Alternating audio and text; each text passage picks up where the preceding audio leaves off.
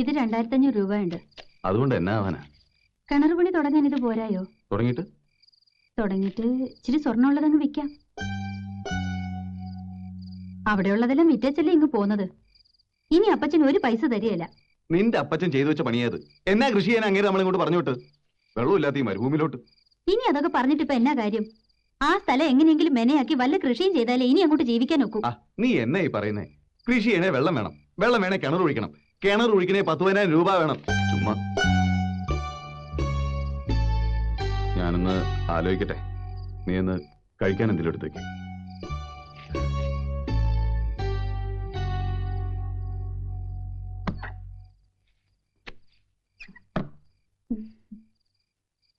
പറഞ്ഞിരുന്നു മോനെ. 2 1s are 2, 2 2s are 4, 2 3s are 6. ഒരു നിവൃത്തിയില്ല. എന്തോ അത്? എന്തോ അതെന്ന്? അത് വെള്ളമില്ലാന്നറിഞ്ഞപ്പം മനസ്സ് ചത്തു. നീ ഒച്ച വയ്ക്കണ്ട, ചെറുക്കൻ കേൾക്കും. കുറച്ച് ബ്രാണ്ടിയാ.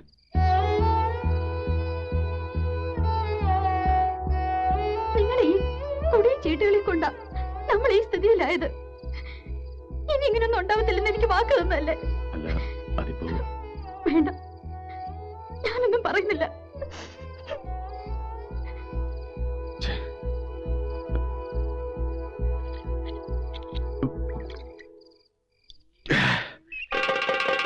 மாமா மாமா என்னடா? கீழே வாங்க. என்ன? கீழே வாங்க.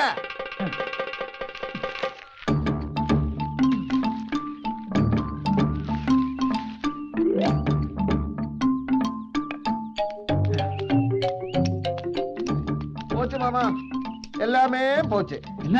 அவங்க கிணறு வெட்டுறாங்க மாமா. அதாவது அவன் குழி வெட்டுது, பொண்டாட்டி மணல் எடுக்குது.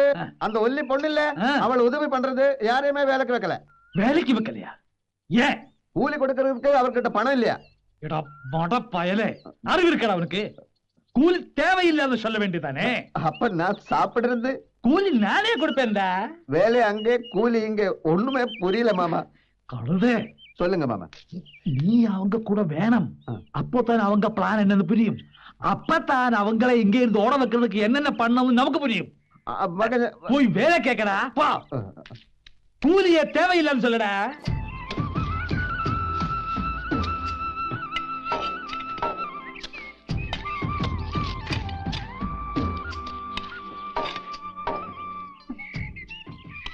ഞങ്ങളുടെ വീട്ടിലെ കിണറിന് ഒരു 10-15 കോല് താഴ്ച വരും.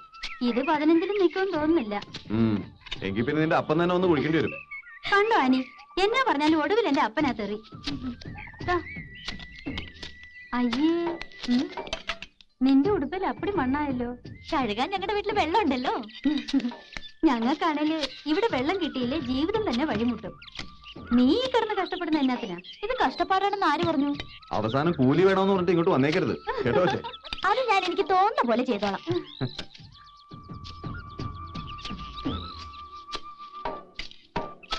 അപ്പോഴേ വിശക്കുന്നില്ലേ? ഞാൻ പോയി കഞ്ഞി എടുത്തേച്ചും വരാം. ഓ, അത് വേണ്ട, നമുക്ക് ഒരുമിച്ച് പോയി കഞ്ഞി കുടിച്ചാ മതി. അത് സമയം നഷ്ടമാ. ഞാൻ പോയിട്ട് ഷടയിൽ നിങ്ങൾ വന്നേക്കാം.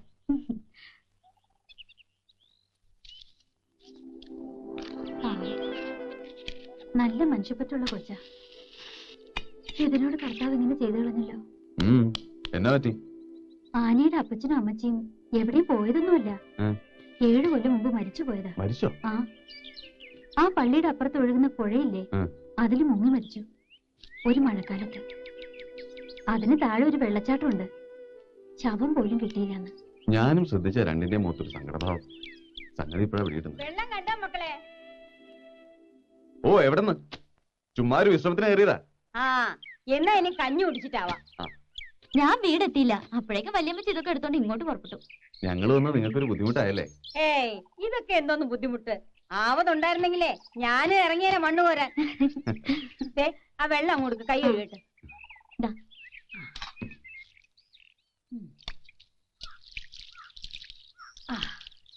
കുറച്ചു കാലമായിട്ട് ഒരു പണിയും ചെയ്യാതെ ഒരിടത്ത് ഇരിപ്പല്ലേ. നിങ്ങൾ വന്നേ പിന്നീട് എന്തോ ഒരു ഉത്സാഹം. ഇവളുടെ അപ്പച്ചനും അമ്മച്ചനും ഇതുപോലെ രാപ്പകല് ജോലി ചെയ്യും. അപ്പൊ കഞ്ഞിയും വെള്ളമൊക്കെ കൊണ്ടുവന്ന് കൊടുത്തിരുന്ന ഞാനാ കുടിക്കേല. വിളിച്ചാ ഇതാ വരുന്നു അമ്മച്ചിന്ന് പറഞ്ഞു. പിന്നെയും കളക്കും 2 മണിക്കൂർ. പോയില്ലേ, എല്ലാം പോയില്ലേ. വല്യമ്മച്ചി കരച്ചിൽ മതിയാക്കി കഞ്ഞി വിളമ്പിക്കേ. കരച്ചിൽ വന്നാ പിന്നെ കൂലി தேவையில்லை. நம்ம எல்லாம் மனித ஜாதி. மனிதருக்கு உதவி பண்றது மனித கடமை.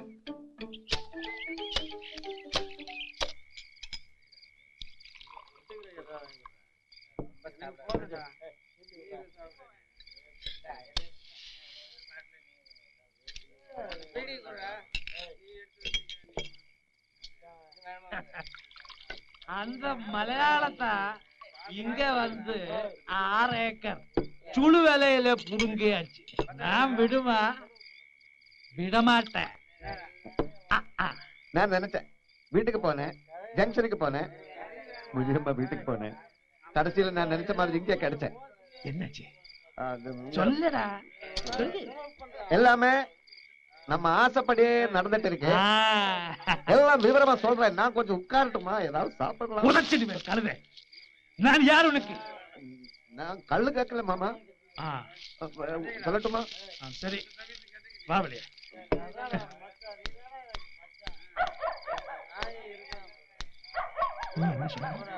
ஆசைப்படியே நடந்தா என்ன?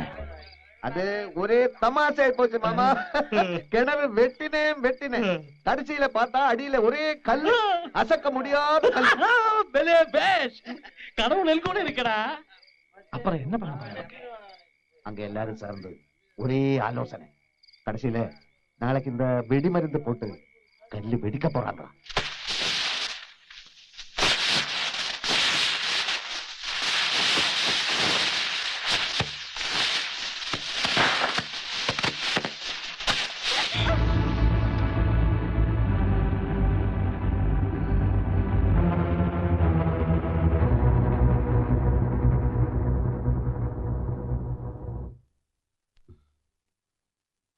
അടുത്തോട്ട് പോണ്ട. തീ അണങ്ങുന്ന സൂക്ഷിച്ച്.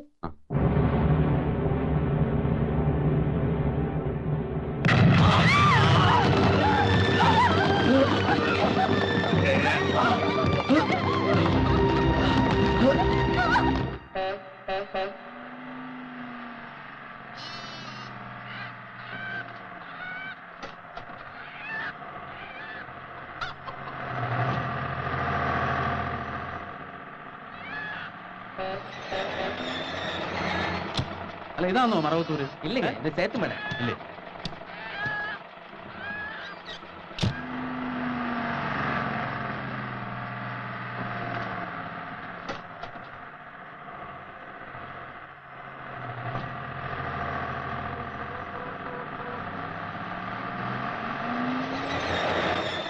சீக்கிரம் யாருங்க? ഇതാണോ മറവത്തൂര്? ഇതിന്റെ ആരും ഒന്നും മിണ്ടാത്ത മറവത്തൂര് കഴിഞ്ഞു. മറവത്തൂരത്തുമ്പോ ഞാൻ പറയാം. മലയാളിയാന്നല്ലേ? ഇനി ഒത്തിരി ദൂരം ഉണ്ടോ? ഇല്ല, അടുത്ത്. അവിടെ പുതുതായിട്ട് താമസിക്കാൻ വന്ന മൈക്കിളിനെ അറിയോ? എന്റെ അനിയച്ചാരാ. ആണോ? പാറ പൊട്ടിത്തെറിച്ച് കാലൊടിഞ്ഞ് കിടക്കുക. അവന് ഇതിന്റെ വല്ല കാര്യം ഉണ്ടായിരുന്നു. കാലൊടിഞ്ഞെന്ന് വെച്ചാ? കാലൊടിഞ്ഞെന്ന് വെച്ചാൽ കാലൊടിഞ്ഞു. എന്ത് മാത്രമാണെന്ന് നോക്കിയാലേ അറിയാൻ പോളൂ. ആള് കിടക്കും.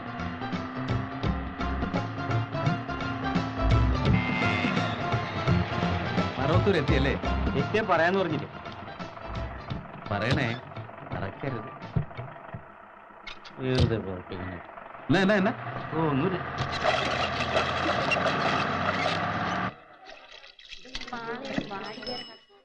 അവിടെ 17 രൂപ തന്നില്ല.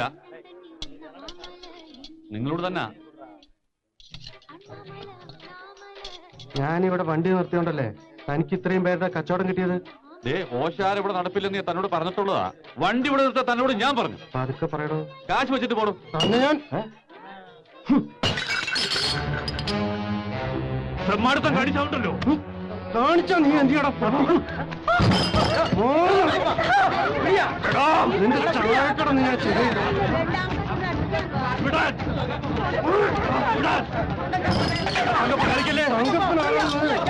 എനിക്ക് അറിയുന്നുണ്ട്.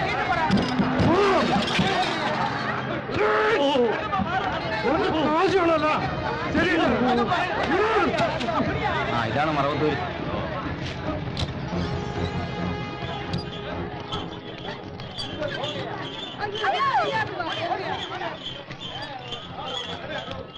ചേട്ടാ നമ്മുടെ മൈക്കിളിന്റെ വീട്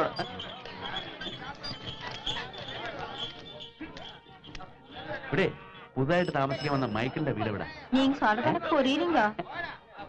என்ன சொல்றாரு? നിനക്ക് കാശുകളല്ലേ എത്ര